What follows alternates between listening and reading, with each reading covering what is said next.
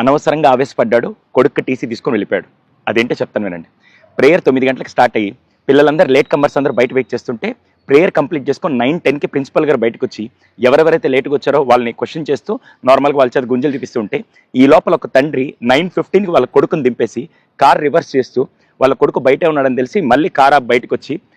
Principal గారిని అడిగారు, sir పిల్లల్ని పంపించవచ్చు కదంటే, లేదు సార్ వీళ్ళు లేట్ కమర్స్, కొద్దిసేపు ఆగి నేను పంపిస్తాను సార్ అంటే ఈ లోపల అక్కడ ఆర్గ్యుమెంట్ జరిగి ఆయన ఆవేశపడుతూ లేట్ అయితే మాత్రం పిల్లల్ని బయట ఎండలో నిలబెడతారా, లోపల పంపించండి అనేసరికి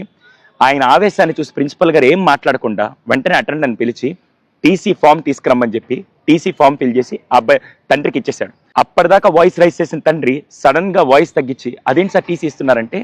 సార్ చదువు ఎక్కడ నేర్పించవచ్చు కానీ పిల్లలకి నేర్పించాల్సింది ఈ వయసులో డిసిప్లైన్, అందులో లేటుగా వచ్చారు కాబట్టి నేను ఆ డిసిప్లైన్ ఈ స్కూల్లో ఈ వయసులో నేర్పించకపోతే రేపు పెద్దయ్యాక వాళ్ళు ఎక్కడ నేర్చుకోలేరు, అటువంటి డిసిప్లైన్ నేను నేర్పిస్తుంటే ఇంతమంది పిల్లల ముందు మీరు నన్ను క్వశ్చన్ చేశారంటే ఇటువంటి పేరెంట్స్ నాకు వద్దు సార్ అని చెప్పి టీసీ ఇచ్చేసి పంపించేశారు. చూసే వాళ్ళందరూ నాకు క్వశ్చన్ అడుగుతాను, మీలో ఎంతమంది చిన్నప్పుడు స్కూల్కి లేట్గా వచ్చినందుకు పీఈటీ సార్ చేత దెబ్బలు తిని ఆ తర్వాత అక్కడ గోడ కుర్చీయో లేకుంటే గుంజిళ్ళు తీసి పనిష్మెంట్ తీసుకొని ఆ రోజు డిసిప్లిన్ నేర్చుకున్నారు కాబట్టి ఈ రోజు సమాజంలో గౌరవంగా ఉన్నాం.